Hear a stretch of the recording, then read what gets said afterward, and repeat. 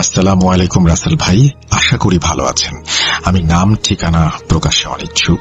আমি 2014 সাল থেকে ভূত এফএম শুনে আসছি। ভূত এফএম শেষ হবার পর খুব খারাপ লেগেছিল, কিন্তু জানতাম না ভূত.com শুরু হয়েছে। কারণ সবটা পড়লেই জানতে পারবেন। ভূত এফএম এ ঘটনা পাঠাতে চেয়েছি, কিন্তু লেখার ভয়ে লিখে ওঠা হয়নি।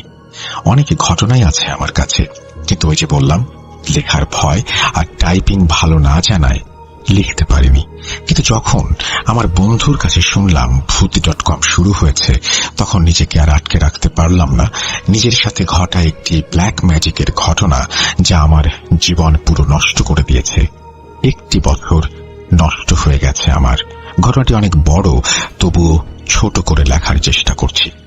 যেহেতু এটা আমার প্রথম ঘটনা, লেখায় কোনো ভুল ত্রুটি হলে ক্ষমা সুন্দর দৃষ্টিতে দেখবেন।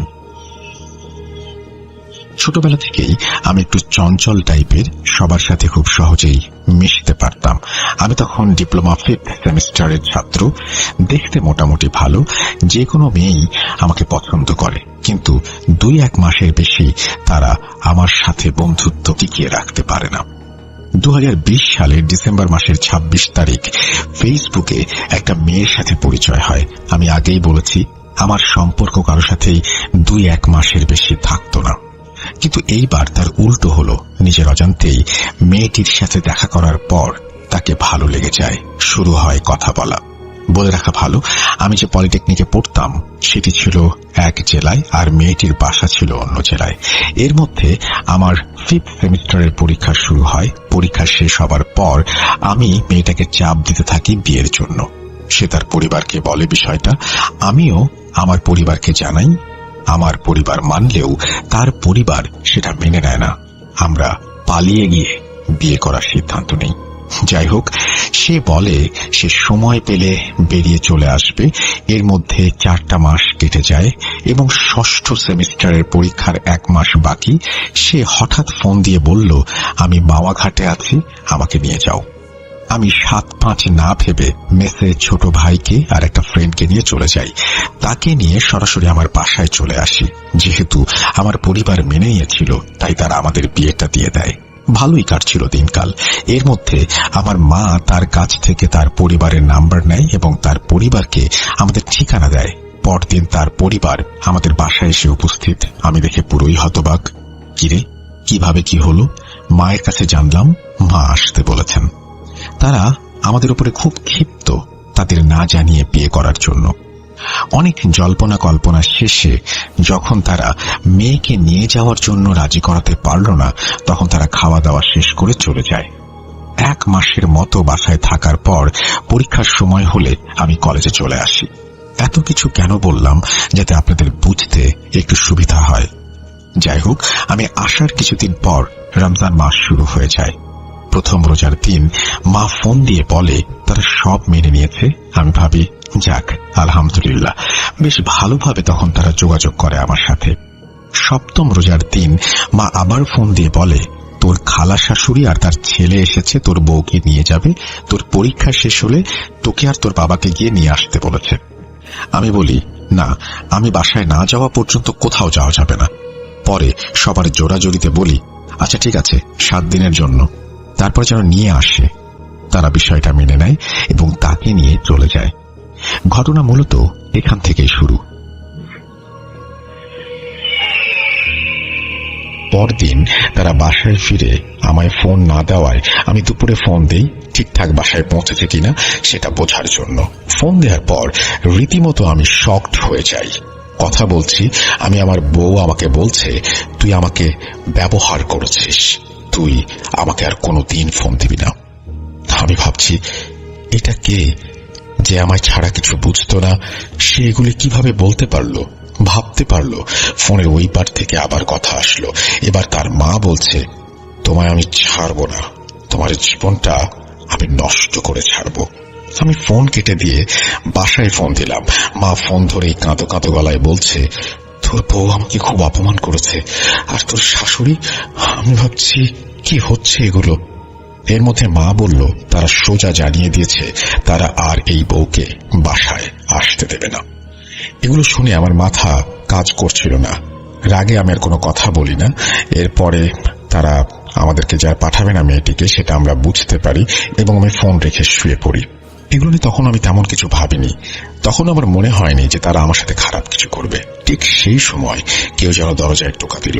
আমি বললাম দরজা খোলা আছে, কিন্তু তারপর আর কোনো আওয়াজ নেই। একটু ঘাবড়ে গেলাম। তারপর ভাবলাম হয়তো কেউ মজা করছে, কিন্তু একটু পরেই ভাবলাম মেসে তো কেউ নেই আমি ছাড়া। রুমমেট পরীক্ষা দিতে চলে গেছে, আর কেউ কেউ বাইরে আছে। তারপর আবার ভাবলাম সব আমার মনের ভুল, যেহেতু মেসটা গ্রামের ভেতরে, কেউ হয়তো মজা করছে। পরীক্ষা পরদিন একটু পড়তে চাইলাম, কিন্তু পারলাম না। শুয়ে পড়লাম। কখন ঘুমিয়ে গেছে জানি না। ঘুমের মধ্যে একটা স্বপ্ন দেখলাম, কে যেন আমাকে বলছে তুই বাঁচবি না, তোকে মরতেই হবে বলে আমার উপর ঝাঁপিয়ে পড়ল। আমি চিৎকার করছি, কিন্তু আমাকে সাহায্য করার মতো কেউ নেই।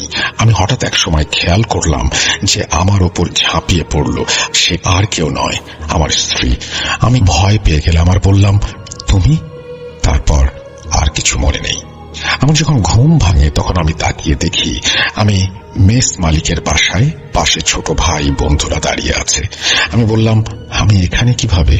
মেস মালিক আমাকে খুব ভালোবাসত, কোনোদিন রাগ করে বা জোরে কোনো কথা বলেনি আমার সাথে, কিন্তু সেদিন রাগান্বিত হয়ে বলল জানে না কিছু এবং নির্দেশ দিল আমাকে যেন এখনই বাসায় নিয়ে যাওয়া হয়। আমার শরীরে খুব ব্যথা করছিল। আমি আমার এক বন্ধুকে বললাম আমাকে রুমে নিয়ে চল। তারপরে আমাকে রুমে নিয়ে আসা হলো। আমি সবাইকে বাইরে যেতে বললাম, 2 জন ছাড়া, সেই 2 জন যারা মেয়েটাকে আনতে সাহায্য করেছিল। তারা যেভাবে বলেছিল সেভাবেই বলছি। আমার বন্ধু বলছে তোর বাসায় যে সমস্যা হয়েছে, তোর বউকে নিয়ে গেছে আন্টি, আমাদের 2 জনকে ফোন করে সেটা বলেছে।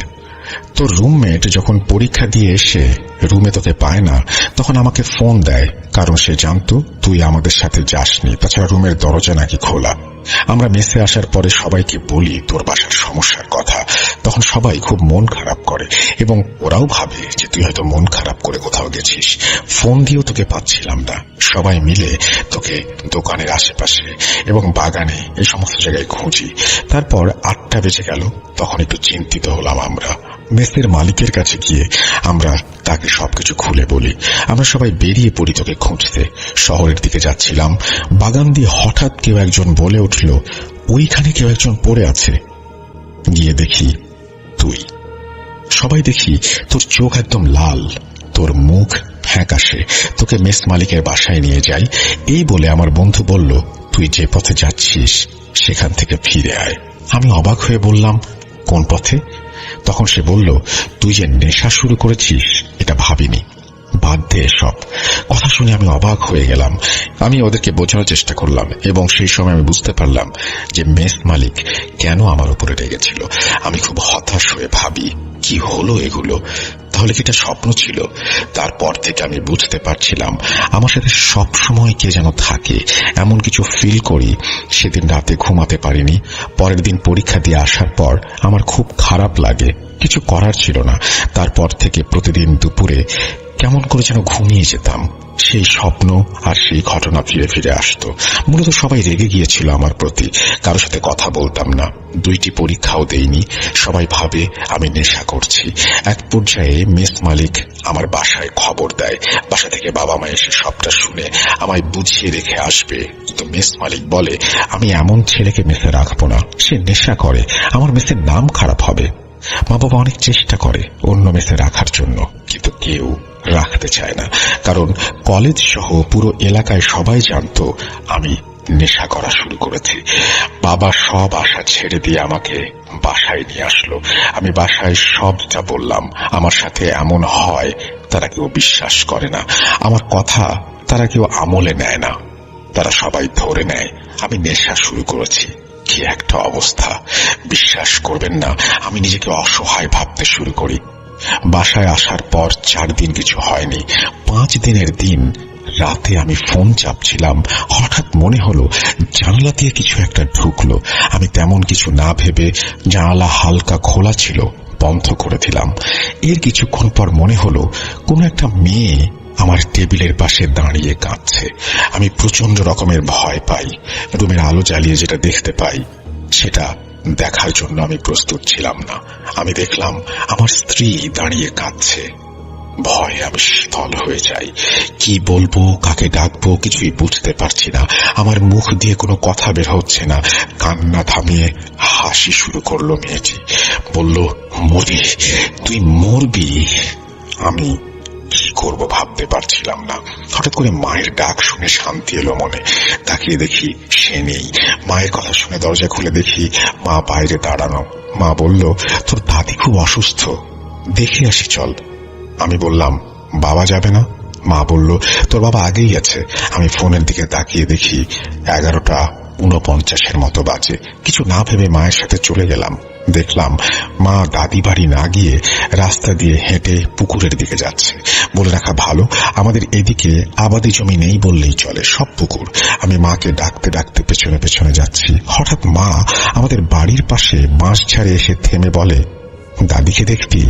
বলে একটা বিকট হাসি দেয়। আমি মায়ের এমন আচরণ দেখে বললাম, তোমার কি হয়েছে মা, এমন করছো কেন? তখন মা বলছে, তোকে তোর বউয়ের কাছে রেখে যাচ্ছি বলে আবার হাসতে শুরু করে। আমি ভয়ে ভয়ে মায়ের দিকে তাকিয়ে দেখি কি ভয়ঙ্কর সেই চেহারা। ওটা আমার মা না, আমার দাদি। একটু পিছনে এসে দেখি আমার শাশুড়ি। আমি আমার মাথায় হাত দিয়ে সেখানে বসে পড়ি।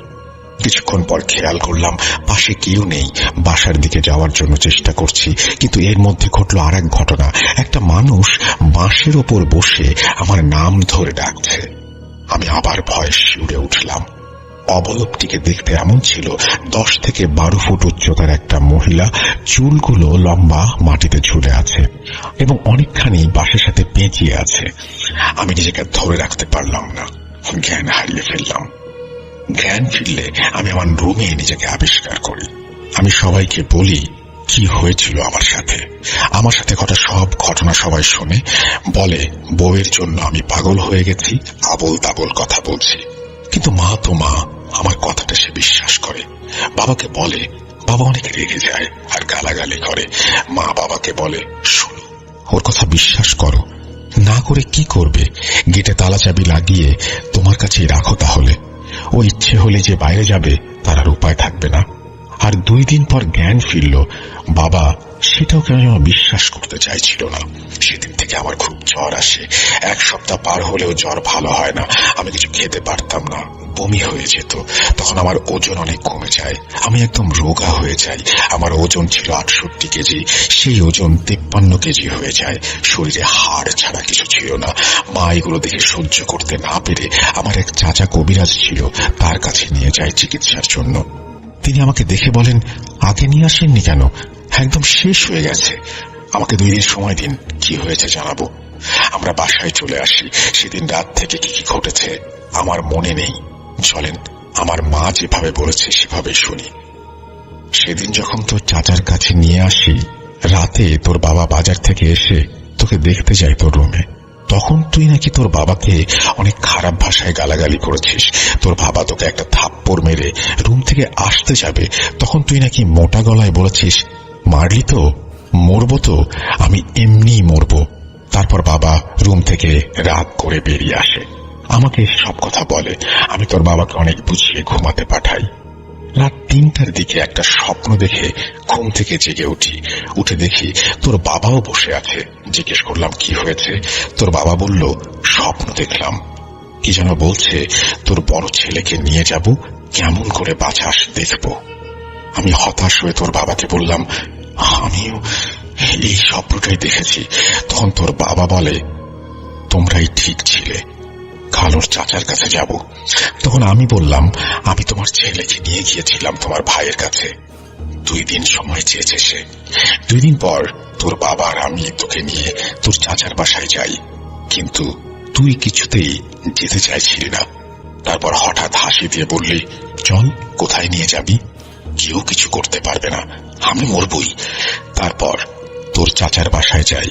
তোর চাচা যেটা বলে সেটা শোনার জন্য আমরা মোটেও প্রস্তুত ছিলাম না।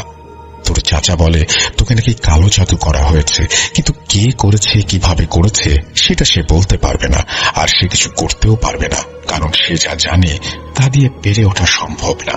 তোর বাবা হতাশ হয়ে বলে, তাহলে কি কোনো উপায় নেই? তখন তোর চাচা বলল, সে একজন কবিরাজকে চেনে, তিনি অনেক বড় বড় কাজের সমাধান করেছেন। এই কথা বলার পর দেখি তুই পাশের রুম থেকে হাসছিস আর বলছিস, চল, কোথায় নিয়ে যাবি? এর মধ্যে তোর চাচার গলা চেপে ধরেছিস তুই। তোর চাচা কি যেন দিয়ে তোর মাথায় আঘাত করতেই তুই একদম থেমে গেলি। আমরা আর দেরি না করে তোকে নিয়ে সেই কবিরাজের বাসায় চলে যাই। কবিরাজ বলে, আমি এগুলো বাদ দিয়ে দিয়েছি, করি না। কিন্তু তোর চাচাকে দেখে আর তোর দাদার নাম বলার সাথে সাথে বলে, আমার বন্ধুর নাতি যখন বিপদে পড়েছে, সাহায্য তো করতেই হবে। তখন তোর চাচা সব খুলে বলে আর বলে, তোর জিন বলেছে যে ওর সাথে কালো জাদু করা হয়েছে, কিন্তু এর বেশি আর কিছু জানতে পারেনি। তখন কবিরাজ বলল, একটু বসো তোমরা, আমি আসছি।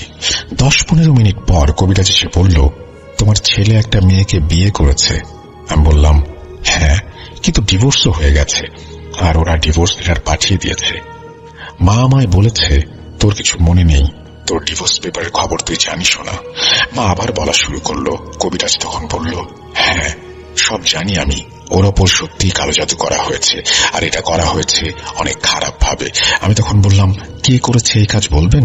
কবিরাজ বললেন, এখনো জানতে পারিনি, তবে জেনে যাব। ওর ওপর কালো জাদু করা হয়েছে, তাতে দুটো খাসি বলি দিয়ে একটা খারাপ আর একটা শক্তিশালী জিনকে আহ্বান করা হয়েছে। ওকে মেরে ফেলার জন্য এসব করা হয়েছে, আর এতে ব্যবহার করা হয়েছে ওর মাথার চুল, শ্মশানের মাটি আর ওর ব্যবহৃত একটি জামা।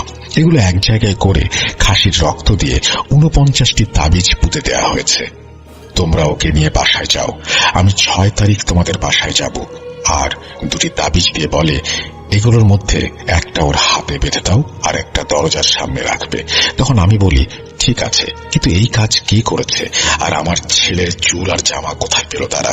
তখন কবিরাজ বলে, সব 6 তারিখে জানতে পারবে। আমরা বাসায় চলে আসি, কিন্তু ভুল করে ফেলি একটা, সেটি হলো তাবিজ একটা হারিয়ে ফেলি, আর একটা তো কবিরাজ নিজেই তোর হাতে পরিয়ে দিয়েছিল, তাই ওটা তোর হাতেই ছিল। তোর চাচা বলে, ওর সাথে তো তাবিজ আছে, কিছু হবে না, আল্লাহ ভরসা। কবিরাজের বাসায় থাকতে তুই কোনো কথা বলিসনি।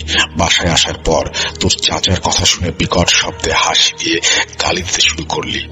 কিছু করতে পারবি না, যা যা, তোরা যা, আমার কোনো সমস্যা নেই। ভাবছিলাম তাবিজ দেয়া আছে, তাই কোনো সমস্যা হবে না, কিন্তু দ্বিতীয় তাবিজের কথা মনেই ছিল না। সকালেও তুই স্বাভাবিকভাবে খাবার খেলি, কিন্তু কে জানে দুপুরে এত বড় ক্ষতি হয়ে যাবে। দুপুরে তো রুমে গিয়ে দেখি বিষের গন্ধে রুমে ঢোকা যাচ্ছে না। তোকে বললাম, কি করছিস তুই? তুই মোটা গলায় বললি, বিষ খেয়েছি। খাবি? বলেছিলাম না, নিয়ে যাব বলে হাসতে শুরু করলি। আমি চিৎকার করায় সবাই এসে তোকে জোর করে হাসপাতালে নিয়ে যেতে চায়, কিন্তু কেউ পারছিল না। আল্লাহর অশেষ দয়ায় 25-30 জন লোক কাজ শেষ করে বাসায় ফিরছিল। তারা ধরাধরি করে তোকে নিয়ে যায় ডাক্তারের কাছে। যাওয়ার পর তোকে ওয়াশ করা হয়। তুই একদম সুস্থ হয়ে গিয়েছিলি, একাই বাসায় চলে এসেছিলি, কিন্তু পরদিন সকাল থেকে এমন ঝাঁকুনি শুরু হয়, আবার মেডিকেলে ভর্তি করা হয় তোকে। সবাই অনেক চিন্তায় পড়ে গিয়েছিল তোকে নিয়ে। ডাক্তাররাও কেউ বলতে পারছিল না কি হয়েছে, কি করা যেতে পারে। এমন আচরণ দেখে ডাক্তার বা আশেপাশের মানুষও ভয় পেত। এসবই তোর বাবার মুখে শোনা, আমায় তো যেতে দেয়নি। এর মধ্যে তোর চাচা কবিরাজকে সব খুলে বলে। কবিরাজ অনেক বকা দেয়, বলেছিলাম না দেখে রাখতে। আমার কথা শোনেন নাই, তাবিজও হারিয়ে ফেলেছেন, বলেন নাই। এখন যত তাড়াতাড়ি সম্ভব আমার সাথে দেখা করেন। তোর চাচা কবিরাজের কাছে গেলে আবার 2টো তাবিজ দেয় আর বলে, আগে যেটা হাতে আছে ওটা খুলে দিতে হবে, আর এটা পরিয়ে দিতে হবে, একটা বালিশের নিচে রাখতে হবে। এটা করার পর তুই আর কোন রকম উদ্ভট আচরণ করিসনি, কিন্তু কারোর সাথে কথাও বলিসনি। 13 দিন পর তুই সুস্থ হলে ডাক্তার তোকে ছেড়ে দেয়, কিন্তু তুই কারো সাথে তখনও কথা বলা শুরু করিসনি। এলাকার সবাই বলে তুই মেয়েটার জন্য বিষ খেয়ে পাগল হয়ে গেছিস। যাই হোক, কবিরাজ তুই সুস্থ হওয়ার 5 দিন পর আসে, অর্থাৎ নভেম্বরের 23 তারিখ। তখন তিনি তোর রুমে ঢুকে তোকে আনতে বলে। তোকে একটা গোল বৃত্তের মধ্যে বসানো হয়। তিনি বলেন, 1 ঘন্টা আমি একে আটকে রাখতে পারবো। এর মধ্যে জোড়া খাসি একদমে কিনতে হবে, আর 1 মণ মিষ্টি, 3 হাত কাফনের কাপড় লাগবে। আধা ঘন্টার মধ্যে এসব ব্যবস্থা করতে হবে। তোর বাবা যায় মিষ্টি আর কাফনের কাপড় আনতে, আর তোর মামা আসে। সেই দিন তোর মামা বের হয় খাসি কিনতে। এর মধ্যে কবিরাজ তোর চাচাকে বলে তোর পেছনে বসতে, আর আমাকে একটা সাইডে বসতে বলে। তারপর তোর ওপর সেই জিনটাকে হাজির করা হয়। জিজ্ঞেস করে তুই এই ছেলেকে ছেড়ে যেতে চাস কিনা, কেন এর ক্ষতি করছিস। তখন মেয়েলি কণ্ঠে তুই বললি, আমার কাজ শেষ না হওয়া পর্যন্ত আমি যাব না। তখন কবিরাজ বলে তুই যাবিও এবং সব বলবিও। এই বলে ব্যাগ থেকে জমজম কূপের পানি বের করে কি যেন পড়ে ছিটিয়ে দেয়। তখন তুই বললি বেশিক্ষণ আটকে রাখতে পারবি না আমাকে, আমি বের হলে কি হবে জানিস তো। তখন কবিরাজ আবার পানি ছিটিয়ে দেয়, বলে বের হতো, আমি জানি তোকে কে পাঠিয়েছে, কিন্তু আমি তোর মুখ থেকে শুনবো। কিন্তু কবিরাজ কোনোভাবেই বলাতে পারছিল না। এর মধ্যে তোর মামা আর বাবা এসে পড়ে। 40 মিনিট লেগেছিল তাদের এগুলো জোগাড় করে নিয়ে আসতে। কবিরাজ সাথে সাথে তোর চাচাকে ইশারা করে। তোর চাচা তোর বাবার কাছ থেকে কাফনের কাপড় নিয়ে কিছু অংশ কেটে তোর চোখে বেঁধে দেয়, আর খাসিটা তোর সামনে রেখে দেয়। বাকি কাফনের অংশে তোর নাম আর কি যেন লেখে এবং খাসির ওপর দিয়ে দেয়। তারপর সাথে সাথে তুই একদম ছোটাছুটি শুরু করে দিস। এর মধ্যে তোর চাচা 1 কোপে কাফনে জড়ানো খাসির গলা কেটে দেয়। তুই হাসতে হাসতে তুলে পড়ে যাস। কবিরাজ সাথে সাথে তোকে তুলে বৃত্তের মধ্যে বসায়, তোকে তোর রুমে রেখে আসতে বলে। তিনি বলেন আর কোনো সমস্যা হবে না, ওকে নিয়ে যান। ওই জিন এখন বৃত্তের মধ্যে, এই খাসিটির ভেতর ওকে বন্দি করা হয়েছে, কোনো সমস্যা নেই। তোকে রুমে রেখে আসার পর দেখলাম কবিরাজ বোতলের মুখ আটকে বলল, জিনটিকে এখানে বন্দি করা হয়েছে, তোমরা মুক্ত, তোমাদের ছেলের সাথে আর কোনো সমস্যা হবে না। কি ভাবছেন ঘটনা এখানে শেষ? না, আর একটু বাকি আছে। মা আবার বলছে। তখন আমি কে এটা জানতে চাইলাম কবিরাজের কাছে। কবিরাজ বলেন বলবো কি করেছে এই কাজ। তার আগে রুমের আলোগুলো বন্ধ করেন। কেউ এই রুমে প্রবেশ করলে সবাই সালাম দেবেন। তারপর 5 মিনিট পর তাকে জিজ্ঞেস করবেন কে এই কাজ করেছে। কবিরাজ কি যেন সব পড়লেন আর আলো বন্ধ করতে বললেন। আলো বন্ধ করার কিছু সময় পর সাদা জুব্বা পরা একজন লোক রুমে প্রবেশ করলো। আমরা সবাই তাকে সালাম দিলাম। তিনি মিষ্টি ভাষায় সালামের উত্তর দিলেন। তারপর 5 মিনিট পর তোর বাবা জিজ্ঞেস করলো আমার ছেলের সাথে এমন কাজ কে করেছে। তিনি বললেন তোর ছেলের শাশুড়ি। শুনে আমরা সবাই হতবাক হয়ে গেলাম, মানুষ এতটা নিষ্ঠুর। তোর বাবা আবার জিজ্ঞেস করলো তাহলে চুল আর জামা কোথায় পেল তারা। তখন তিনি বললেন তোরা মেয়েটাকে ভুল বুঝিস না, আর মেয়েটি তোর ছেলের মতোই কালো জাদুতে আসক্ত হয়ে গেছে। তার মা তাকে পুরো নিজের বশে নিয়ে এসেছে। মেয়েটি সত্যিই তোর ছেলেকে ভালোবাসত। তোর ছেলের জামা আর চুল ওই মেয়েটি নিয়ে গিয়েছিল, আর অনেক কিছুই মেয়েটির কাছে ছিল, তার মা সব ফেলে দিয়েছে। এগুলো থাকার কারণে কাজটি খুব সহজে করাও গিয়েছে। ছেলের কাছেও মেয়েটির চুল আছে, ছেলের মানি ব্যাগে। জিনটি তোর ছেলেকে মারার জন্য ওই মেয়ের রূপ নিয়ে আসতো। লোকটি নিমিষেই এসব কথা বলে হারিয়ে যায়। তখন কবিরাজ বলে ওটা একটা জিন ছিল যেটা কবিরাজের সাথে থাকে। এগুলো শোনার পর সবাই একদম চুপ হয়ে যায়, কেউ কোনো কথা বলে না। কবিরাজ তার কাজ শেষ করে তাকে একটা তাবিজ দেয়, আর 2 মাস গরুর মাংস খেতে বারণ করে। তাকে হাতিয়া দিতে গেলে মুচকি হাসি দিয়ে বলে লাগবে না, আমি কাজটা করতাম না, বাদ দিয়ে দিয়েছিলাম। সেগুলো কিন্তু আমার বন্ধুর নাতি, এই জন্যই করেছি। এই বলে কবিরাজ চলে যায় আর তোকে দেখে রাখতে বলে। মায়ের মুখ থেকে এগুলো শুনে আমি ভাবি আমায় পছন্দ ছিল না, ভালো কথা, কিন্তু এগুলো করে আমাদের বিচ্ছেদ ঘটানোর খুবই কি দরকার ছিল? এগুলোর তো কোনো প্রমাণ থাকে না, তাই কোনো রকম অভিযোগও কারো কাছে করা যায় না। আমার বাবা ক্ষিপ্ত হয়ে তাদের ওপর কালো জাদু করতে চেয়েছিলেন, কিন্তু মা বলেন কি দরকার, যেটা ওরা করেছে আমরাও যদি তাই করি, আমার ছেলে তো বেঁচেই গিয়েছে। এটা মহাপাপ, আল্লাহ আমাদের মাফ করুন। কেউ যদি পাপ করে থাকে তাকেও মাফ করুন। আসলে আমরা জেনে শুনে কেন পাপ করব? কালো জাদু কি জিনিস আমরা হাড়ে হাড়ে টের পেয়েছি। এই কাজ কেউ করবেন না, খুবই খারাপ কাজ। আমি এখনো অসুস্থ, আমার জন্য সবাই দোয়া করবেন। অসুস্থ অবস্থায় লিখলাম, সিলেক্ট হলে জানাবেন, আর লেখায় ভুল ত্রুটি হলে ক্ষমা সুন্দর দৃষ্টিতে দেখবেন। আমি পরবর্তী ঘটনায় যাচ্ছি কথা না বাড়িয়ে, এবং যেভাবে লেখা আছে সেভাবেই শুরু করছি। আসসালামু আলাইকুম রাসেল ভাই ও প্রিয় লিসেনার, আশা করি আপনারা সবাই ভালো আছেন। আমি মোহাম্মদ শাহাদাত খান। আমার বাড়ি সিরাজগঞ্জ জেলার কামারখন্দ থানার ছোট ধোপাকান্দি গ্রামে। আজকে আমি যে ঘটনাটি শেয়ার করব সেই ঘটনাটি আমি আমার নানার কাছ থেকে শুনেছি, এবং আমার নানা শুনেছে তার দাদার কাছ থেকে। লেখায় ভুল ত্রুটি হলে ক্ষমা সুন্দর দৃষ্টিতে দেখবেন। বেশি কথা না বলে ঘটনায় চলে যাওয়া যাক। ঘটনাটি ঘটে 1907 কি 8 সালে। ঘটনাটি যার সাথে ঘটে তার নাম মোতালেব। মোতালেবের দাদা ছিলেন একজন কবিরাজ, তার নাম ছিল বুন্দি মিয়া। এই বুন্দি মিয়া কাজগুলো করে থাকত 1600 জিনের সাহায্যে। মোতালেব ছিল অনেক সাহসী, তাই সে 1600 জিনের সর্দারকে হাজির করা শিখতে জিদ ধরে। বুন্দি মিয়া মানা করে এবং বলে, তোর বয়স হয়নি, তোকে শেখানো যাবে না, তুই ভয় পাবি। কিন্তু মোতালেব তা শুনতে নারাজ। তাই বুন্দি মিয়া বাধ্য হয়ে মোতালেবের বাবাকে বলে, তোমার ছেলে তো বায়না ধরেছে 1600 জিনের সর্দারকে হাজির করা শিখবে, তুমি কি বলো? মোতালেবের বাবা বলে, ছেলের তো অনেক সাহস, শিখতে চাইছে শেখাও, তুমিই তো কাজ করাও, সবকিছু শিখিয়ে যাও, কাজকর্ম করে খেতে পারবে। দাদা বলে, তুমি যখন বলছো তাহলে আমি শেখাবো। এরপর দাদা মোতালেবকে ডেকে পাঠায় এবং বলে, তাহলে তুই শিখবি, ভয় করা যাবে না, কিন্তু ভয় করলে তুই মারা যাবি। মোতালেব বলে, ভয় পাও কেন, তুমি শেখাও। দাদা বলে, এটা তো একদিনে শেখানো যাবে না, 7 দিনে শেখাতে হবে। মোতালেব বলে, আচ্ছা ঠিক আছে। প্রথম দিন দাদা মোতালেবকে ডেকে পাঠায় এবং বলে, আজকে রাত্রে রেডি থাকিস, আজকে অল্প কিছু শেখাবো। মোতালেব সারাদিন কাজকর্ম করে দাদার কাছে যায় এবং বলে, কি শেখাবা শেখাও। দাদা তাকে একটা দোয়া শেখায় এবং বলে, পাশে যে ময়না বাড়ির ভিটে আছে ওইখানে গিয়ে এই দোয়াটা পড়তে হবে এবং একটা গোল বৃত্ত আঁকতে হবে।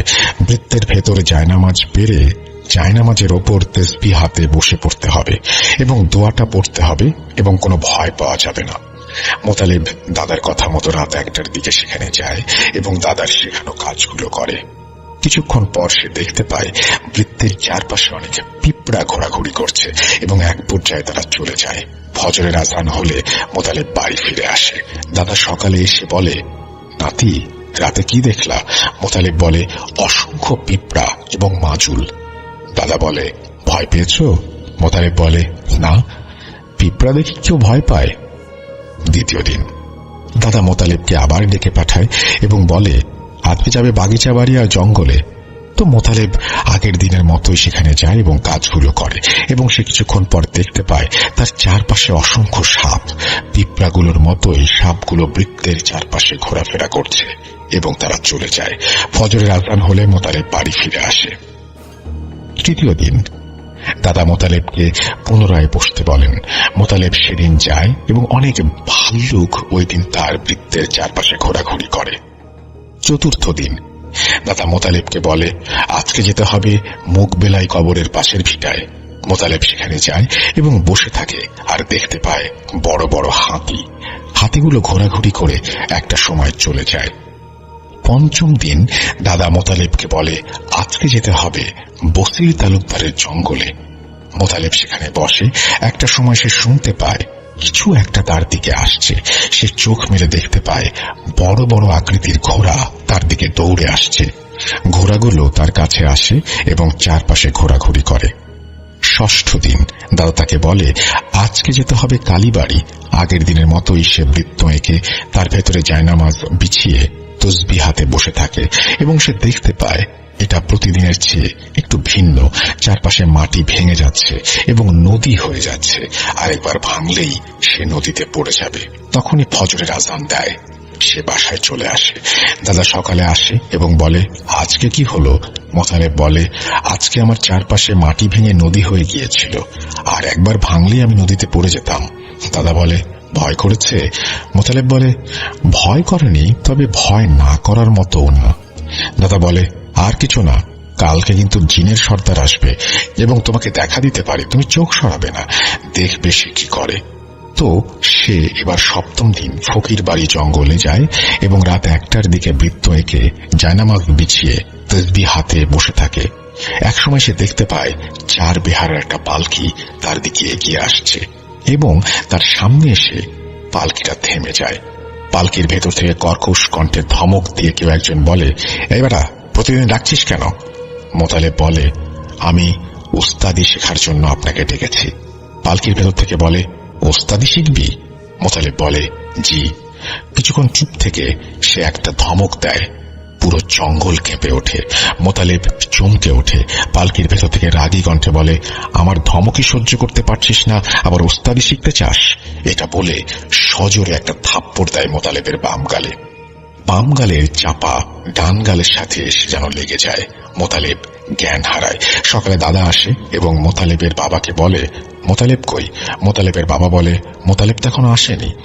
দাদা বলে, তাহলে ওকে নিয়ে আসতে ফকির বাড়ির জঙ্গলে যেতে হবে। পরে কয়েকজন মিলে সেখানে গিয়ে দেখে মোতালেব অচেতন অবস্থায় পড়ে আছে। তাকে বাড়িতে নিয়ে আসা হয়। জ্ঞান আসলে তাকে জিজ্ঞেস করা হয় কি হয়েছিল। মোতালেব ধীরে ধীরে বলতে শুরু করে রাতে কি হয়েছিল। সব শুনে দাদা বলে, আমার আর কিছু করার নেই, তোমার ছেলে আর 7 দিন বাঁচবে। এবং দাদার কথা মতো মোতালেব 7 দিন পরে মারা যায়।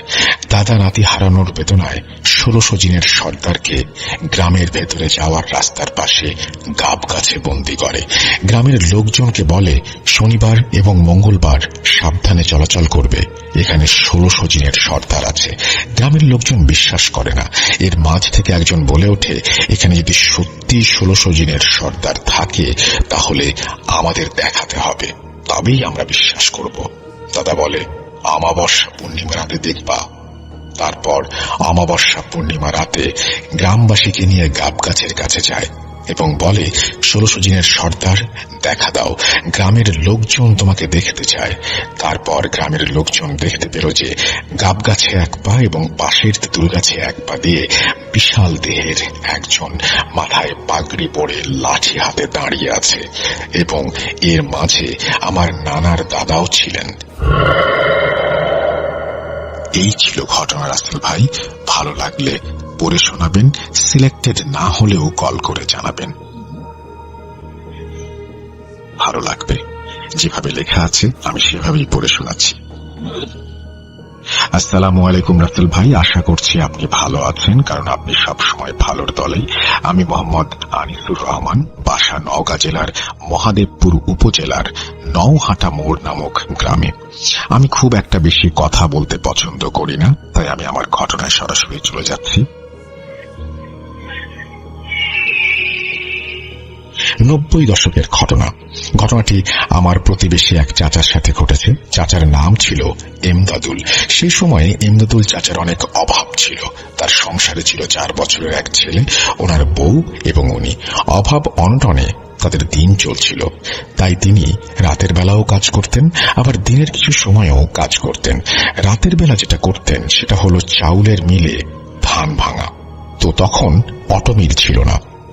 যেই মালিকের চাউল মিলে কাজ করত সেই মালিকের দিনের বেলা আবার ধানের জমিতে কাজ করত।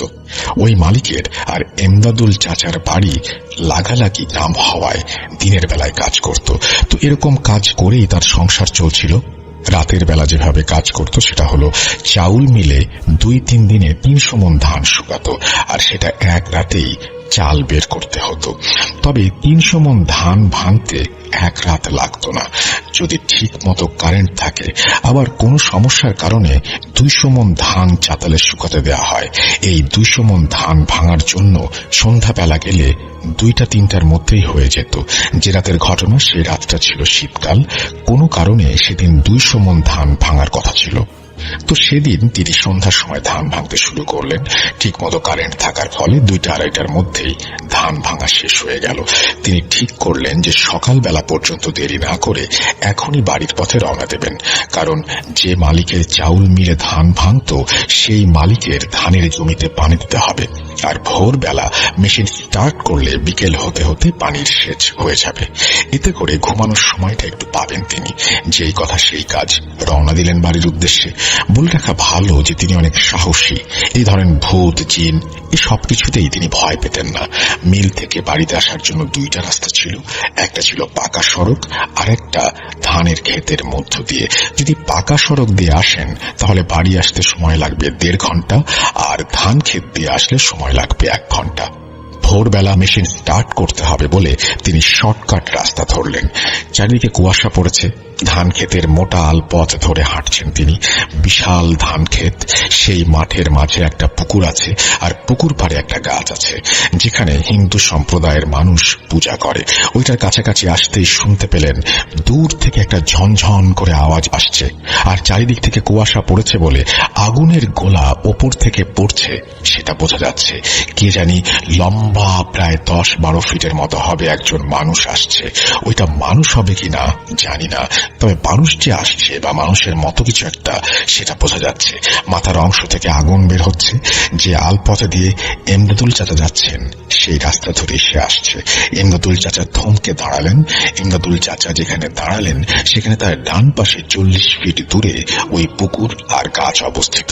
তিনি যে আলপথে দাঁড়িয়ে আছেন সেই আলপথের সামনে 30 ফিট দূরে আর একটা আলপথ ডান পাশে গেছে, যা পুকুর আর ওই গাছের দিকে গেছে।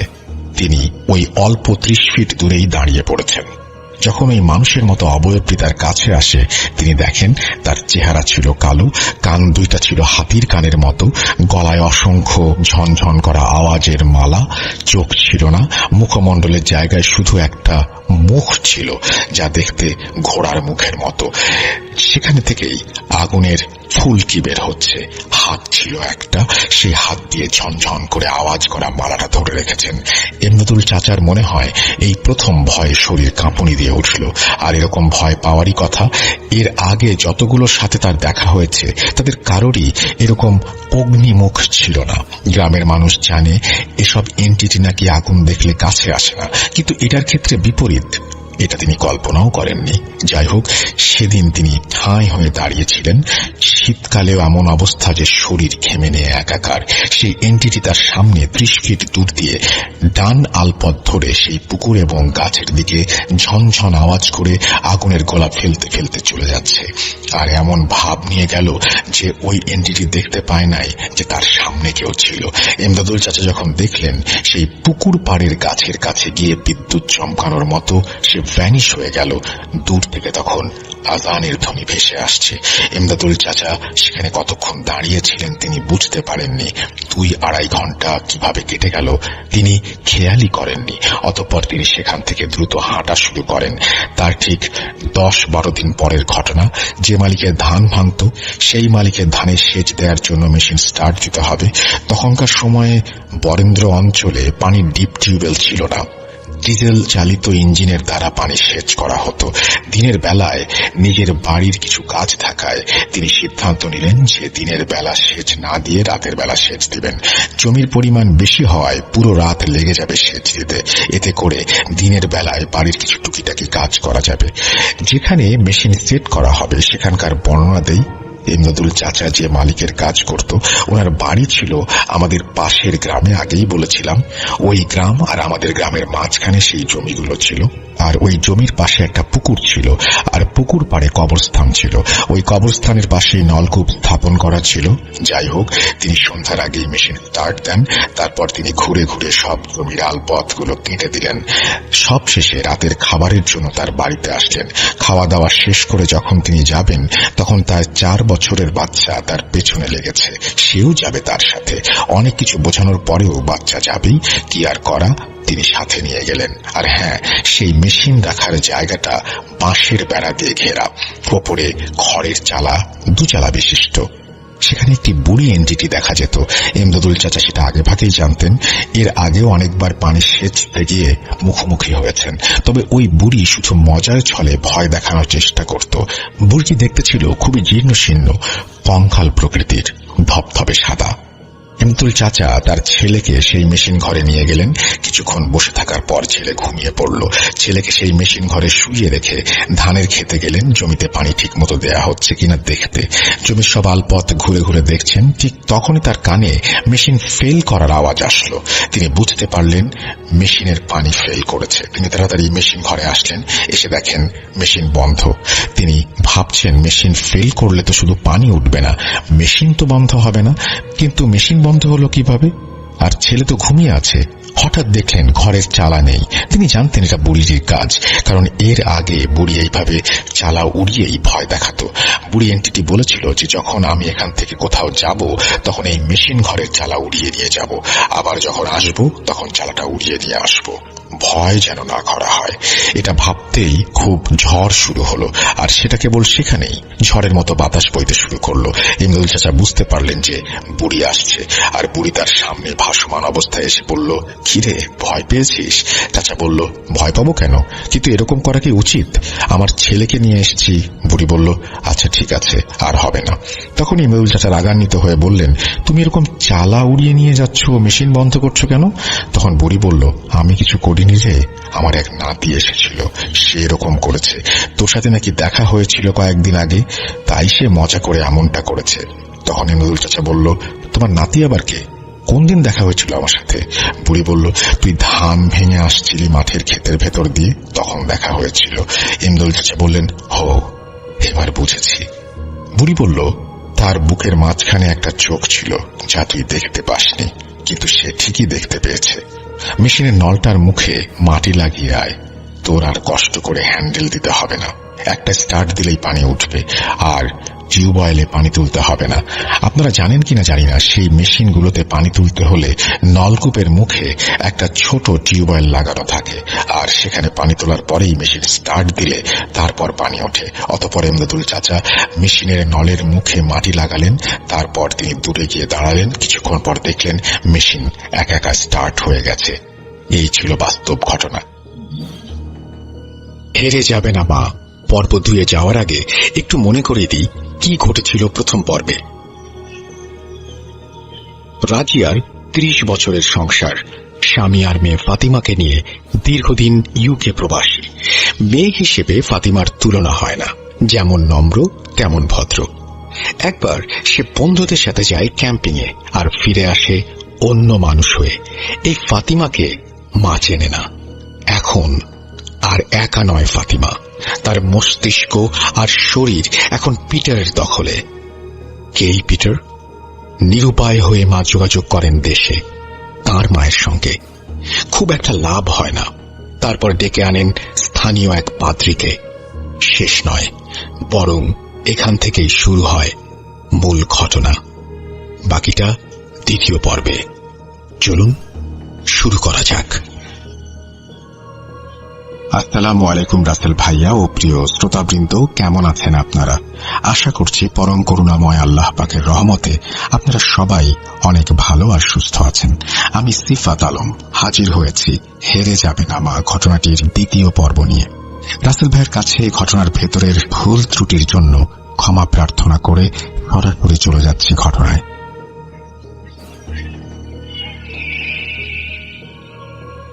ফাতিমা এক লাফ দিয়ে বিছানা থেকে উঠে যায় এবং আমাদের দিকে প্রচন্ড রাগী দৃষ্টিতে তাকায়।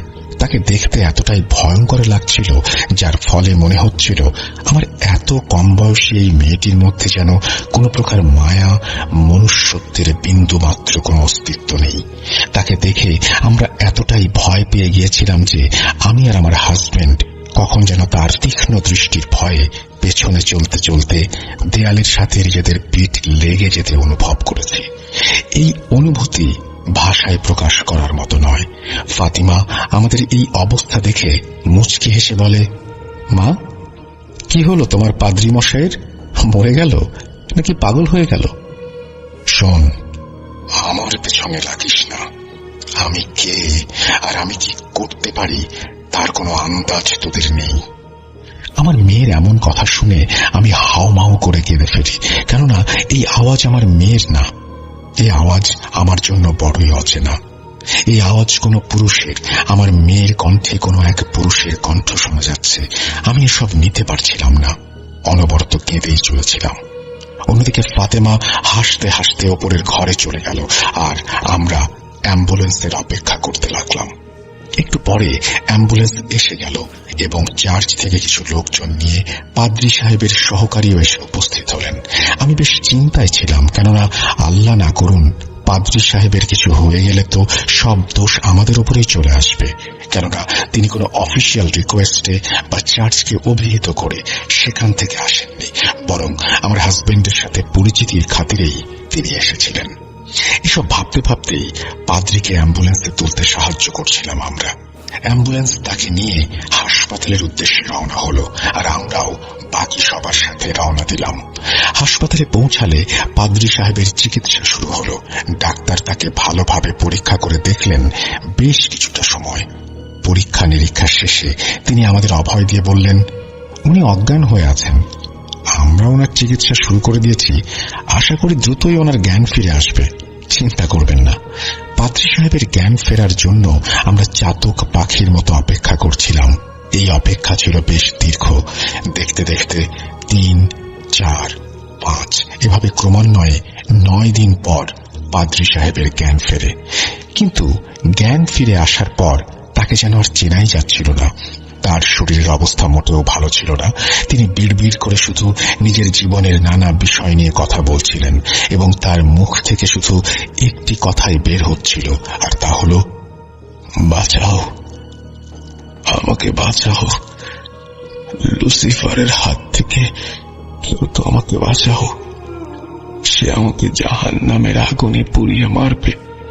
না, আমি মরতে চাই না, মরতে চাই না আমি, দয়া করে বাঁচাও, আমি আর কখনোই ওর মুখোমুখি হব না, আমাকে ছেড়ে দাও, ছেড়ে দাও।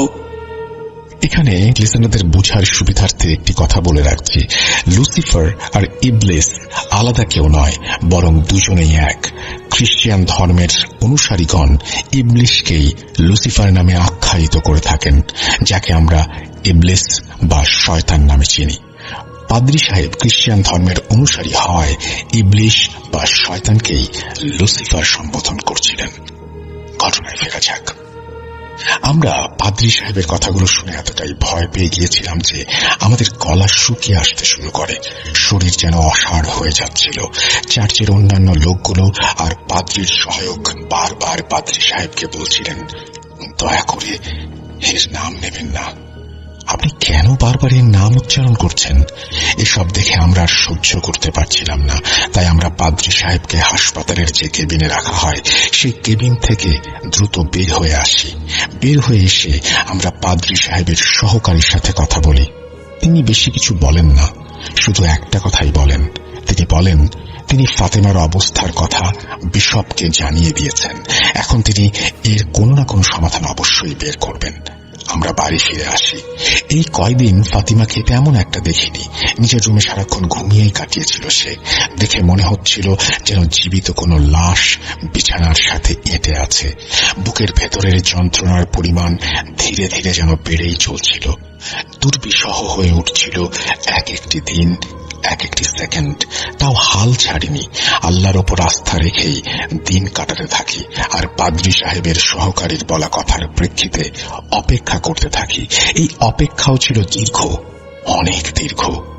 আমি জানি অনেকেই ভাববেন কেন আমি মুসলমান হয়েও একজন পাদ্রীর সাহায্য নিয়েছি আর নিতে চাচ্ছি, কিন্তু জীবন যখন ধ্বংসের দিকে চলে যায় তখন সামান্য আশার প্রদীপটার দিকে তাকালেও যেন মনে হয় সেই প্রদীপে জ্বলতে থাকা ক্ষীণ আলোটাই যেন দাও দাও করে জ্বলছে। সমুদ্রের মাঝে ঝড়ের কবলে পড়া কোনো নাবিক যেমন ছোট কোনো কাঠের টুকরোকে অবলম্বন করেন, ঠিক তেমনটাই আমিও আমার হাজবেন্ড করেছিলাম। এই জন্যই আমি ঘটনার শুরুতেই বলেছি, দয়া করে ঘটনাটি মায়ের দৃষ্টিকোণ থেকে দেখবেন। আমার মাথায় শুধু একটা চিন্তাই ছিল, আর তা হলো আমার এত অপেক্ষা আর ধৈর্যের ফলাফল আমার এই সন্তান, তার যেন কোনো ক্ষতি না হয়, সে যেন একেবারে সুস্থ হয়ে যায়, ঠিক যেন তেমন ফাতিমা যাকে আমি চিনি। অন্যদিকে এটাও সত্যি যে আমি মুসলমানদের কাছ থেকেও সাহায্য নিয়েছি। আগেই বলেছি, আমার মায়ের সাথে আমার এসব ব্যাপারে প্রতিনিয়তই কথা হচ্ছিল।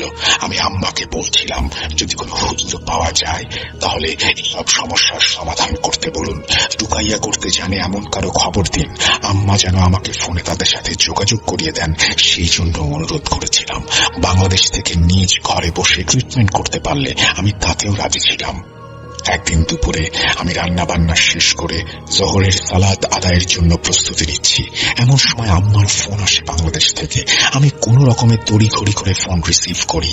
আম্মা বলেন তিনি এক হুজুরকে আমাদের বাসায় নিয়ে এসেছেন, তার খুব বেশি প্রশংসাও নাকি তিনি শুনেছেন। আমি আম্মার কাছে মার্জনা প্রার্থনা করে নামাজের পর আম্মাকে ফোন করব বলে জানাই। আম্মা হুজুরকে বসতে বলেন আর আমি আমার সালাত আদায়ের পর আম্মার সাথে যোগাযোগ করি। আম্মা আমাকে হুজুরের সাথে কথা বলিয়ে দেন। হুজুরকে আম্মা আগেই সব জানিয়ে রেখেছিলেন, তাও আমি নিজের মতো করে তাকে সবটা জানাই। আমার কথা শুনে তিনি বলেন, আপনার মেয়ের সাথে আমাকে কথা বলিয়ে দিন। আমি বললাম, ও তো আপনার সাথে কথা বলবে না। আমার কথা শুনে তিনি বললেন আমি যেন ফাতিমার কাছে ফোন নিয়ে যাই। আমি হুজুরের কথা মতোই ফাতিমার ঘরে ঢুকলাম ফোন নিয়ে। সে বিছানায় বসেছিল এবং অদ্ভুত ভাষায় কিছু একটা বলছিল যা আমার বোধগম্য হয়নি। আমি ওর কাছে গিয়ে ফোনটা ওর কানে ধরিয়ে দিলাম। কিন্তু যে ব্যাপারটায় সব থেকে বেশি অবাক হলাম সেটা ছিল ফাতিমার বলা প্রথম কথা। ফাতিমা হুজুরকে তার নাম ধরে সম্বোধন করে, যা কখনোই তার জানার কথা নয়, কেননা আমি নিজেই ওনার ব্যাপারে আম্মাকে এখনো কিছু জিজ্ঞেস করিনি। কিন্তু যখনই আমি ফাতিমার কানে ফোন দিলাম, আমার মেয়ের মুখ থেকে প্রথম যে শব্দগুলো বের হলো সেগুলো ছিল, সুবহান করিম, কেমন আছিস বাবা? তুই তো দেখি দিব্যি বেঁচে আছিস। আর কিছুদিন বাঁচতে চাইলে সেটাও পারতি। যদি আমার পরিচয় জানার চেষ্টা করতি বা জেনে আসতি তাহলে হয়তো বেঁচেই থাকতি। কি আর করা, আমার কিন্তু এখানে কোনো দোষ নেই। কেমন, তুই নিজেই আমার কাছে মরতে এসেছিস, তাহলে মর। আমি ফাতিমার কথা শুনে থ হয়ে যাই। হুজুরকে জিজ্ঞাসা করি তার নাম আসলে সুবহান করিম কিনা। তিনি ক্ষীণ স্বরে হ্যাঁ বলেন। তার কথা শুনে আমি স্পষ্ট বুঝতে পারছিলাম তিনি ভেতর থেকে যেন কেঁপে উঠেছেন। ফাতিমা আবার বলেন, আচ্ছা সুবহান, তোর একটাই ছেলে না? কি যেন নাম? ও হ্যাঁ, মনে পড়েছে, ওর নাম জাকির না? সে কি স্কুলে যায়? আর তোর মায়ের কথাও তো শুনেছি, সে তো অসুস্থ। বেচারি অনেক কষ্ট পাচ্ছে, তাই না? অবশ্য তুই যদি বলিস তাহলে আমি তাকে এই যন্ত্রণা থেকে মুক্তি দিতে পারি। কিরে, দেব নাকি মুক্তি? এখানে আমি যতটুকু উল্লেখ করলাম সেগুলোর বাইরেও ফাতিমা তাকে পুরুষ কণ্ঠে আরো অনেক কিছু বলে, যার সবটা আমার পক্ষে বলা সম্ভব নয়। ফাতিমা হুজুরকে ভয় দেখিয়ে অট্ট হাসি হাসছিল। তার চেহারায় ছিল পৈশাচিক এক আনন্দের ছাপ, আর হাসার ধরনটাও একই ছিল। সেই পুরুষালী গলা, সেই গলা শুনলেই আমি ভয়ে দুকদম পিছিয়ে যেতাম। ফাতিমার অবস্থা বেগতিক দেখে হুজুর দোয়া পড়তে শুরু করেন। ঠিক তখনই ফাতিমা আবার পুরুষালী গলায় বলে, তোর বউ জোহরার কি অবস্থা?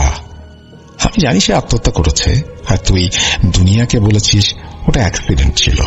তাকে তো মেরেছিলি তুই, তোর জন্যই সে আত্মহত্যা করেছে। সোহান, অনেক বড় মিথ্যাবাদী তুই। ফাতিমার কথা শুনে হুজুর আরো দ্রুত দোয়া পড়তে লাগলেন, আর ফাতিমা তার উপর মারাত্মক ব্যক্তিগত আক্রমণ শুরু করলো। কখনো বলছিল, সোবাহান, তুই মেয়েদের কষ্ট দিস, তুই কখন থেকে আবার হুজুর হলি। আবার কখনো বলছিল, তুই তো নিজেই একটা শয়তান। ফাতিমা এমন ভাবে কথাগুলো বলছিল যেন হুজুরের দোয়া পড়ার কোনো প্রতিক্রিয়াই তার উপর পড়ছে না। আমিও আমার মতো 4 কুল আয়াতুল কুরসি পড়ে ফাতিমার গায়ে ফু দেই।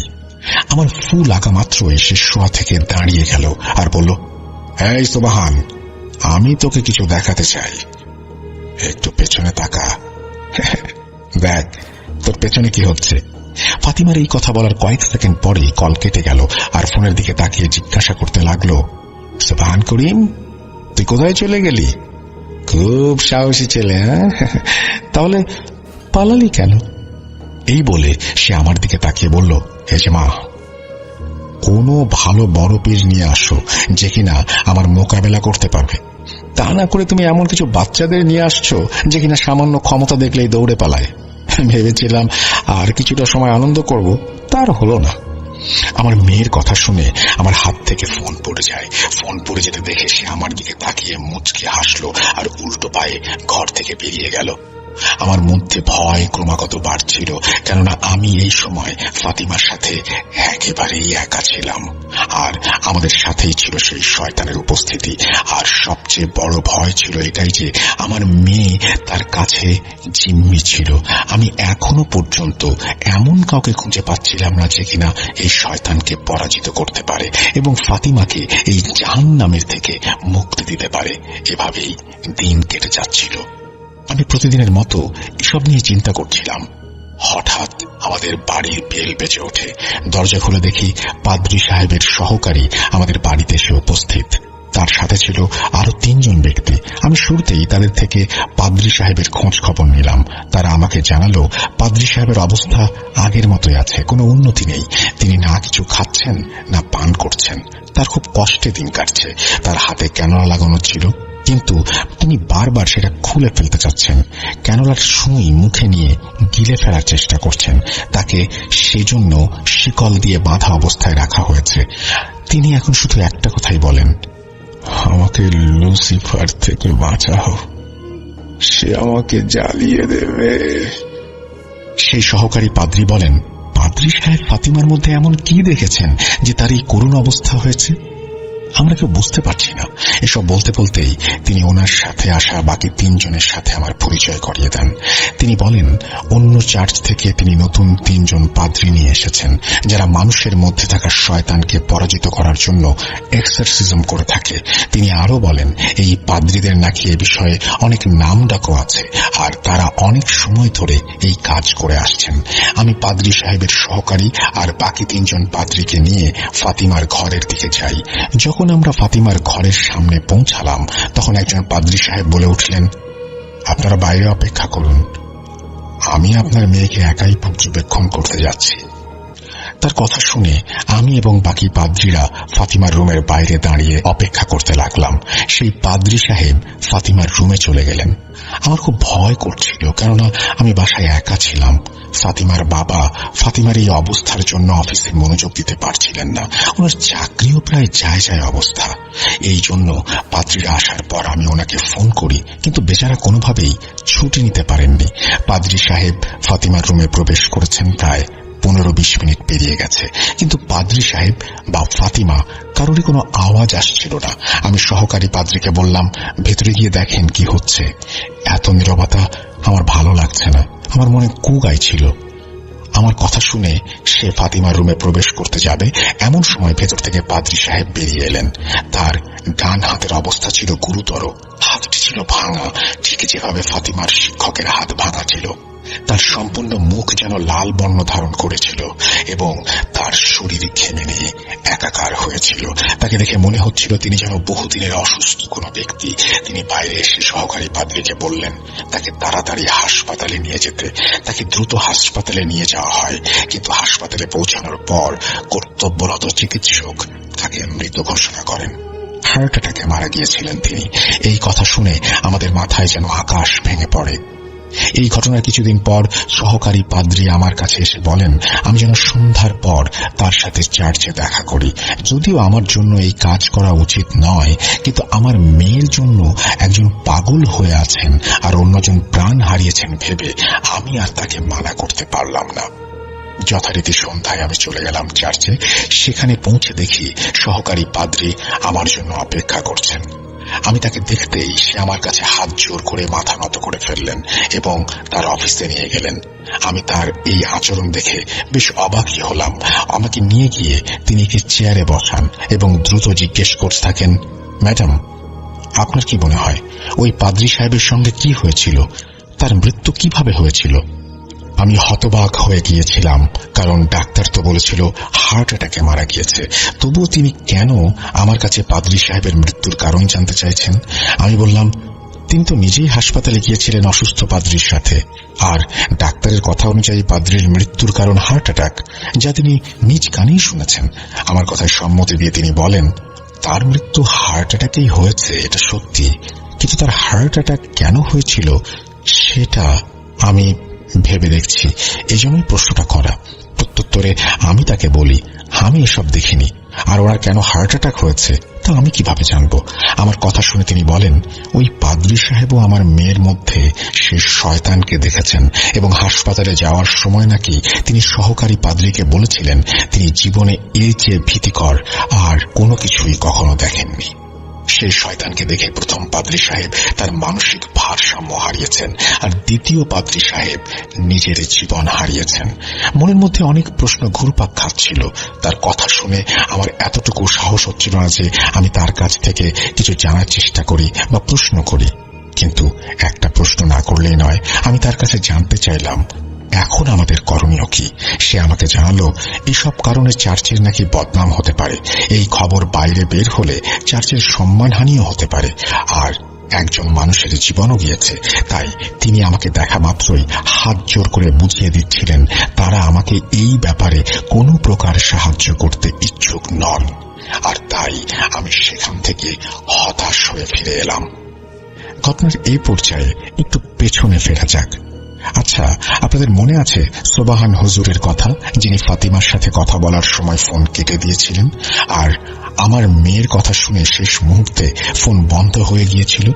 হঠাৎ করে কেন তিনি পালিয়ে গেলেন এই ব্যাখ্যাটি আমি দিচ্ছি। সেদিন রাতের বেলা আমি আমার আম্মার সাথে কথা বলছিলাম। আমার আম্মা আমাকে জানালেন বাড়িতে আসার পর থেকেই হুজুর যথেষ্ট আত্মবিশ্বাসী ছিলেন। আম্মার কাছে সবকিছু শোনার পরেও তিনি বেশ সাহসিকতার সাথেই ফাতিমার সাথে থাকা শয়তানের মোকাবেলা করার প্রস্তুতি নিচ্ছিলেন। কিন্তু ফাতিমা তার কথা বলার মাধ্যমে হুজুরকে ভেতর থেকে প্রচন্ড ভয় পাইয়ে দিয়েছিল। আর ফাতিমা যখন ওনাকে পেছন ফিরে দেখতে বলেছিল, তিনি ফাতিমার কথা শুনে পেছন ফিরে তাকান। পেছন ফিরে তাকানোর পর তার চেহারার রং উড়ে যায়। তাকে দেখে প্রচন্ড ভীত মনে হচ্ছিল। তিনি ফোন ছুঁড়ে ফেলে দেন আর এক দৌড়ে বাড়ি থেকে বের হয়ে যান। 2 দিন পর আমাদের কাছে খবর আসে সেই হুজুর ইন্তেকাল করেছেন। আর তার ইন্তেকালের কারণ শুনলেও আপনারা অবাক হবেন। তার ইন্তেকালের কারণ হার্ট অ্যাটাক। কিন্তু সেই পাদ্রীর মতোই এই খবর শুনে আমার আর বুঝতে বাকি থাকলো না হুজুরের মৃত্যুর পেছনে ফাতিমার সাথে থাকা শয়তানের অবশ্যই কোনো যোগসূত্র আছে। আমরা চার্চ থেকে আর হুজুরের কাছ থেকে সাহায্য না পেয়ে নিজেদের মতো চেষ্টা চালাতে থাকি ফাতিমাকে সেই শয়তানের হাত থেকে মুক্ত করার জন্য। এর মাঝে অনেকেই আমাদের সাথে যোগাযোগ করেছেন, কিন্তু কেউই তেমন সমাধান দিতে সক্ষম হননি। আমাদের সমস্যার কথা ধীরে ধীরে মানুষের নিকট পৌঁছেছিল। কিছু মানুষের সাথে পরিচয়ও হয় যারা কিনা প্যারানরমাল সমস্যা নিয়ে কাজ করে থাকেন আর সমাধান দিয়ে থাকেন। ব্যাপারটা এমন না যে তারা কোনো ধর্মীয় গুরু বা রুকাইয়া স্পেশালিস্ট। তারা এসব বিষয়ে গবেষণা করে থাকেন বলে আমরা জানতে পারি। এমনই এক প্যারানরমাল ইনভেস্টিগেশন টিমের সাথে আমাদের কথা হয়। তারা এইসব বিষয় নিয়ে অনেক কিছু জানেন বলে আমাদের জানান এবং তারা এই সমস্যা ডিল করতেও নাকি জানেন। আমি তাদের সাথে কথা বলে বেশ আশ্বস্তই হই, কেননা তাদের কথা বলার ধরনটা ছিল এমন যেন আমি কি চাচ্ছি আর কি ভাবছি তা বলার আগেই তারা বুঝতে পারছেন। তারা বেশ ভালোভাবেই নিশ্চয়তা দিলেন এবং এমন সব কথা বললেন যে আমি তাদের কথায় বলতে গেলে এক প্রকার মুগ্ধ হয়ে গিয়েছিলাম। আমি তাদেরকে আসন্ন শনিবার বাসায় আসার অনুরোধ করি, কেননা ওই দিনই ফাতিমার বাবাও বাড়িতে থাকবেন। যথারীতি সন্ধ্যার আগে দিয়ে তারা আমাদের বাড়িতে এসে পৌঁছান। তাদের হাতে ক্যামেরা এবং সাথে ছিল অত্যাধুনিক কিছু যন্ত্রপাতি। তারা মোট 4 জন এসেছিল। তারা নিজেদের সাথে আনা যন্ত্রপাতি এবং ক্যামেরা নিয়ে আমার মেয়ের ঘরে চলে গেলেন। আমি এবং ফাতিমার বাবা তাদের সাথে ফাতিমার রুমে চলে গেলাম। ফাতিমার রুম ছিল অন্ধকার, জানালাগুলো ছিল বন্ধ। তারা রুমে ঢুকে লাইট জ্বালিয়ে যন্ত্রপাতি সেট করে ফাতিমার সাথে কথা বলার চেষ্টা চালান। ফাতিমার চোখ খুলে তাকায় আর হাসতে শুরু করে। হঠাৎ সে চোখ ঘুরিয়ে আমার দিকে তাকায় আর বলে, মা, এই কার্টুনগুলোকে আবার কোথায় খুঁজে পেলি? তোর এসব করার কোনো দরকার নেই মা। আর যাদের সাথে করে নিয়ে এসেছিস তারা তো মিথ্যেবাদী, এই সমাজের কোনো দরকারে কাজে লাগে না। তাদের ওই সব কাজ করার কোনো দরকার নেই, বরং তাদের যে জিনিসটার দরকার সেটা তোদের পেছনের টেবিলের প্লেটে রাখা আছে। ফাতিমার কথা শুনে আমরা সবাই পেছন ফিরে তাকাই। দেখলাম টেবিলে সত্যি একটি প্লেট রাখা আছে। সেই প্লেটে বড় একটি ছুরি রাখা ছিল। তারপর আমরা সবাই ভয়াবহ এক ঘটনার সাক্ষী হলাম। আমরা দেখলাম ইনভেস্টিগেশন টিমের টিম লিড প্লেটের দিকে এগিয়ে গেলেন আর প্লেটে রাখা ছুরি হাতে তুলে নিলেন। আমরা কেউই জানি না এই ছুরি এবং প্লেট কোত্থেকে এখানে এলো। সেই লিড ছুরিটি হাতে নেন আর মুখ হাঁ করে তার বাম গাল বরাবর হ্যাঁচকা টান দেন। সাথে সাথে সম্পূর্ণ গলা কেটে যায় এবং তাজা রক্তের স্রোত বইতে শুরু করে। অবাক করা ব্যাপার হলো, নিজের গাল নিজ হাতে কাটার পরও তার চেহারায় বিন্দুমাত্র কোনো যন্ত্রণার ছাপ নেই। তিনি মুচকি হাসতে হাসতে তার ডান গালটাও একইভাবে কেটে ফেলেন। এসব দেখে তার টিমের বাকি 3 জন চিৎকার করতে শুরু করেন আর তাকে ধরাধরি করে নিয়ে হাসপাতালের উদ্দেশ্যে রওনা হন। আমি আর আমার হাজবেন্ড এবার অন্য ভয় পাচ্ছিলাম। যেহেতু এখানে এবার এমন কাণ্ড ঘটেছে, তাই পুলিশের আসার যথেষ্ট সম্ভাবনা ছিল। এর আগের 2 ঘটনার জন্য তারা এসেছিলেন, কিন্তু কোনো কমপ্লেইন না পাওয়ার জন্য তারা ঘটনা শুনে চলে যান। ফাতিমার বাবা চিন্তিত হয়ে পড়েন। তিনি বলেন, ব্যাগ গোছাও, আজ রাতে এই দেশ ত্যাগ করব। পরপর 3টি দুর্ঘটনা আমাদের বাড়িতে ঘটেছে। চার্চ পুলিশের কাছে যায়নি, কিন্তু এরা যেতে পারে। আর পুলিশ এসব জিন ভূতের ঘটনা বিশ্বাস না করে আমার মেয়েকে পাগল বলে পাগলা গারদে পাঠানোর আগে আমাদের এখান থেকে পালাতে হবে। এর আগে আমরা ফাতিমার অসুস্থতার জন্য যে ডাক্তারের কাছে গিয়েছিলাম, তারা প্রায় সকলেই আমাদেরকে পরামর্শ দিয়েছিলেন ফাতিমাকে মানসিক হাসপাতালে ভর্তি করানোর জন্য। আমি আমার হাজবেন্ডের কথা মোতাবেক দ্রুত ব্যাগ গুছিয়ে নিই। চোখের সামনে যা পাচ্ছিলাম তাই নিচ্ছিলাম। কোন রকমে ব্যাগ গুছিয়ে ফাতিমাকে নিয়ে আমরা এয়ারপোর্টে পৌঁছাই। ফাতিমার বাবার বন্ধু এয়ারলাইন্সে চাকরি করায় টিকিট পেতে অসুবিধা হলো না। সেই রাতের ফ্লাইটেই আমরা বাংলাদেশে ফিরে আসি। দেশে ফিরে আমরা ফাতিমার দাদা বাড়ি অর্থাৎ আমার শ্বশুর বাড়ি চলে যাই। বাড়ির সবাই আমাদের দেখে অবাক হন, কেননা আমরা কাউকে কোনো কিছু না জানিয়ে হুট করে দেশে ফিরে এসেছি। তারা অবাক হয়েছিলেন ঠিকই, কিন্তু সাথে খুশিও হয়েছিলেন আমাদের ফিরে আসার জন্য। দেশে ফিরে আসার পর ফাতিমা বেশিরভাগ সময় স্বাভাবিক আচরণ করছিল, কিন্তু সে কারোর সাথে কোনো কথা বলেনি। শুধু জিজ্ঞাসা করছিল, আমার ঘর কোনটা? তাকে ঘর দেখিয়ে দেওয়া হয় এবং সে সেখানে চলে যায়। রাত হলে আমি তাকে খাওয়ার জন্য ডাকলাম। আমরা সবাই ডাইনিং টেবিলে বসেছিলাম। আমার পরিবার বেশ বড় ছিল। আমার হাজবেন্ডরা 2 ভাই ও 1 বোন। ফাতিমার 2 জন চাচাতো ভাই আর 1 জন চাচাতো বোনও ছিল। আমরা সবাই ডাইনিং টেবিলে বসে কথাবার্তা বলছিলাম। আজ বাড়ির পরিবেশ দেখে আমি অনেক ভালো অনুভব করছিলাম, কেননা এতটা দিন আমি যেখান থেকে এসেছি সেখানে আমি আর ফাতিমা দিনের বেশিরভাগ সময় একাই থাকতাম। এছাড়াও অনেক বিপজ্জনক ঘটনা আমি একা সহ্য করেছি, যা দেখার পর আমি অনেকটাই ডিপ্রেশনের শিকার হয়েছিলাম। কিন্তু রাতে যখন আমি আমার পরিবারের মাঝে ছিলাম, তখন বেশ আমার শান্তি হচ্ছিল। ফাতিমা খাবার খেতে বের হয়ে আসে। সে সবার সাথে নিজ থেকেই কথা বলছিল আর সবার প্রশ্নের উত্তর হাসি মুখে দিচ্ছিল। ডাইনিং রুমে এসে সে সোজা একটা চেয়ার টেনে বসে গেল এবং একা একাই খেতে শুরু করলো। সবাই অবাক হয়ে তার খাওয়া দেখছিল। দেখতে দেখতে ফাতিমার খাবারের গতি বাড়তে থাকে। সে একাই 6-7 জনের খাবার আরামসে খেয়ে ফেলে। তার এই খাওয়া দেখে সবাই খুব অবাক। সবার মনে প্রশ্ন ছিল একটাই, আর তা হলো এত ছোট একটা মেয়ে এত খাবার কিভাবে খাচ্ছে। এই পর্যন্ত সব ঠিকই ছিল। আসলে আমাদের জন্য ঠিকই ছিল বলা যায়, কারণ ফাতিমার অবস্থার কথা আমাদের অজানা ছিল না। তাই এসব অস্বাভাবিক ব্যাপারগুলো আমাদের কাছে স্বাভাবিকই হয়ে গিয়েছিল। কিন্তু এই অস্বাভাবিক স্বাভাবিক অবস্থা বেশিক্ষণ বিরাজমান হলো না। আমার মেয়ে হঠাৎ এমন একটা কাজ করে ফেলল, যা দেখে ছোট বাচ্চা থেকে শুরু করে বাড়ির সবাই চিৎকার দিয়ে বের হয়ে গেল। খাবার খেতে খেতে ফাতিমা তার আঙুল চিবাতে শুরু করলো। সে এত জোরে আঙুল চিবাচ্ছিল যে আঙুল থেকে রক্ত খাবার প্লেটে পড়তে শুরু করে। তার এই আঙুল চিবানো কোনোভাবেই থামছিল না। আমরা সবাই মিলে তার 1 হাত ধরে ফেললাম আর সে আর একটা হাত চিবাতে লাগলো। আমি কোনো রকমে শক্ত করে তার 2 হাত ধরে ফেললাম আর তার সেই দাঁত আমার হাতে গেঁথে গেল। আমার মুখ থেকে ভয়ঙ্কর চিৎকার বেরিয়ে এলো। তারপর আমরা কয়েকজন মিলে খুব কষ্টে তাকে নিয়ন্ত্রণে এনে হাসপাতালে নিয়ে যাই। এই পুরো ঘটনার সবচেয়ে ভয়াবহ একটি দিক ছিল, সেটি হচ্ছে একজন মানুষের আঙুল কতটা জোরে চিবানো হলে তা থেকে রক্ত বেরিয়ে আসতে পারে। তাহলে তার যন্ত্রণা কেমন হতে পারে বলে আপনাদের মনে হয়? কিন্তু আমার মেয়ে কিভাবে এই ব্যথা সহ্য করলো আর টু শব্দটিও করল না, আমার মাথায় আসছিল না। এই পরিস্থিতি দেখে ফাতিমার চাচারা, তাদের স্ত্রীরা, তাদের বাচ্চারা, তাদের অবস্থা এমন ছিল যে তারা কয়েক ঘন্টা ধরে কোনো কথাই বলছিল না। মনে হচ্ছিল সবাই একটা বড় শকের মধ্যে পড়ে গেছে। তারা বুঝে গিয়েছিলেন যে এটা কোনো রোগ নয়, বরং আমার মেয়ের সাথে থাকা কোনো শয়তানের কাজ। প্রাথমিক চিকিৎসা শেষে ফাতিমার হাতে ব্যান্ডেজ লাগানো হয়। আমরা তাকে বাড়ি নিয়ে আসি। বাড়ি আসার পর ফাতিমার বড় চাচা আমার হাজব্যান্ডকে ডেকে পাঠান। তিনি তাকে বলেন, ভাই, যদি তোমরা কিছু মনে না করো তাহলে ভালো হবে তুমি যদি এই গলিতেই ছোট কোনো একটা বাড়ি নিয়ে নাও, কারণ বাড়ির বাচ্চারা খুব ভয় পাচ্ছে, আর তোমার ভাবিরাও এসব নিয়ে বেশ চিন্তিত। ফাতিমার বাবা আমাকে এসে সব জানান। এখানে তাদের কোনো দোষ ছিল না, হয়তো তারা ভেবেছিলেন শয়তানের প্রভাব তাদের বাচ্চার উপরও পড়তে পারে। তারাও নিজেদের স্থানে সঠিক ছিলেন। পরের দিন সকালে আমরা আশেপাশে বাসা খুঁজতে থাকি, আর ছোট একটি বাসা পেয়েও যাই। ফাতিমার বাবা তৎক্ষণাৎ সেই বাড়িটি ভাড়া নিয়ে নেন। আমরা 3 জন সেদিনই সেই বাসায় শিফট হয়ে যাই। আর তারপর শুরু হলো ফাতিমার চিকিৎসা শেষ না হওয়া পর্যন্ত এক দীর্ঘ প্রক্রিয়া। যখনই কেউ বলতো এই সমস্যার সমাধান জানেন, তখনই তাদের বাড়িতে নিয়ে আসা হতো। তারা নিজেদের ক্ষমতা দেখাতেন, আর আমার মেয়ে তাদের সামনে এসে বারবার বলতো, মা, এই জোকারদের নিয়ে আসিস প্রতিবার, আমি এদের দেখে খুব মজা পাই। আমরা এক পীর সাহেবের ব্যাপারে শুনেছিলাম, যিনি নাকি দিন পালতেন। অনেক মানুষের সমস্যার সমাধান নাকি তিনি করে দিয়েছেন। বর্তমানে তিনি এসব কাজ করেন না, কিন্তু আগে এসব নিয়ে অনেক কাজ করতেন।